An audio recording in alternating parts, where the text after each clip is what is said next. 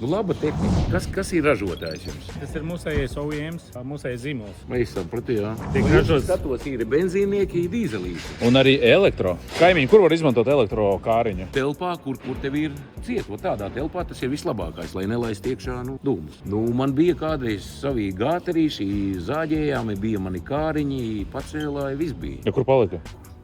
Viss. Viss nāk un aiziet tālumā. Kaimiņi, tu zini, kas ir šitas? Nē, puscaurspīdīgā kaut kāda PVC lente. Kā domā, kur varētu tādu izmantot? Es nezinu, es domāju, ka atdalīt kaut kādas, varbūt tur, nezinu, telpas, kaut ko vai Perfekti. kādā skapī, kaut kādai, lai būtu. Telpu sadalīt, lai neiet ārā siltums interjeru.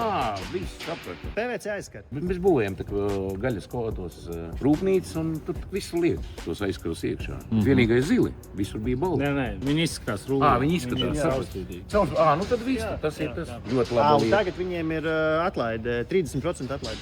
Mājās ar mums vecajā aizskar jāņem nost un jāliek klāt, vai ne? Nu, tas, Dārgā? bet tas ir, jā, mūžīgi.